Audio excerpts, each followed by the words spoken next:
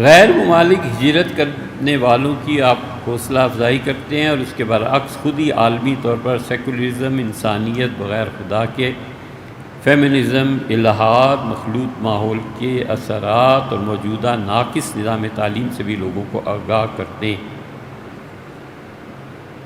اس کی تاکید میں، یہ تاکید جو ہے بھیا، یہ دو شوشوں والا کیسے ہو گیا؟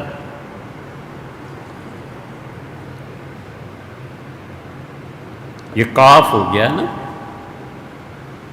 تاکید میں وہ کشش والا کاف آتا ہے۔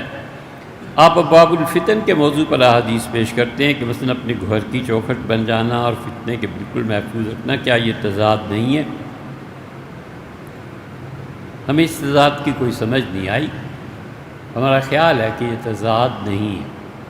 آدمی کو کوشش کرتے رہنا چاہیے کہ وہ اس ملک سے چلا جائے اور اس ملک میں اپنی صلاحیتوں اور اپنی آئندہ نسلوں کو خراب نہ کرے، اور اگر وہ نہیں جا سکتا تو آرام سے گھر بیٹھے، اللہ کو یاد کرے، اپنے آپ کو فتنے اور آزمائش میں نہ ڈالیں۔ حضور اقدس صلی اللہ علیہ وسلم نے فرمایا تھا، جب تم لوگوں کو دیکھو کہ اپنی رائے پہ مر مٹیں اور تم دیکھو کہ ہر آدمی معاملات میں بولنے لگ گیا، تو ایک مرتبہ آپ نے فرمایا کہ داعی الناس، لوگوں کو چھوڑ دینا اور اپنے گھر کی چٹائی پہ جم جانا۔ ایک جگہ فرمایا کہ جب تم دیکھو کہ حکومتیں ان لوگوں کے پاس ہیں جو واقعی مشورہ کرتے ہیں، خدا کا خوف رکھنے والے، تو زندگی بہتر ہے، اور جب تم دیکھو کہ حکومتیں سازشوں اور جبر سے قائم ہو رہی ہیں، تو مر جانا، قبر اس زندگی سے اچھی۔ اس مفہوم کے احادیث آپ کو نسائی میں مل جائیں۔ تو اس لیے ہم اب بھی یہی کہتے ہیں کہ ہمارا شرح صدر اس پہ ہے، نہ کیجیے، کوئی حرج نہیں، یہ تو ایک ذاتی رائے ہے نا جی، نہ کیجیے، کوئی حرج نہیں۔ ہم پہ کون سا والعیاذ باللہ کوئی وحی آتی ہے کہ جو کہتے ہیں سچ صحیح ہوتا ہے؟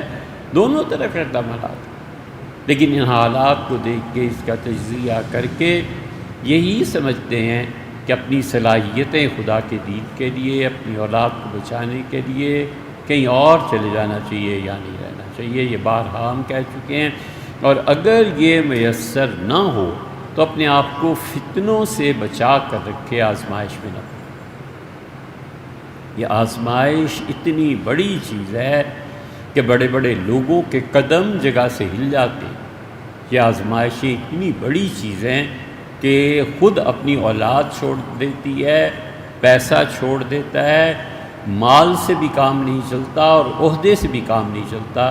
اللہ کسی آزمائش میں اگر ڈال دے تو صبر کے علاوہ کوئی چارہ نہیں ہوتا۔ تو ہم کمزور اور ایسے نہ ہو کہ اپنے ایمان کو بھی بیچ دیں۔ اس لیے بہتر یہی ہے کہ انسان اپنے آپ کو کسی آزمائش میں نہ ڈالے، الگ رہ کے، اپنے گھر میں رہ کے اپنی زندگی بسر کرے، اللہ کو یاد کرے اور خدا سے دعا کرتا ہے، بس اس سے زیادہ کچھ نہیں۔ کربلا کا جب واقعہ پیش آیا اور سیدنا حسین ابن علی رضی اللہ عنہما کی شہادت کے بعد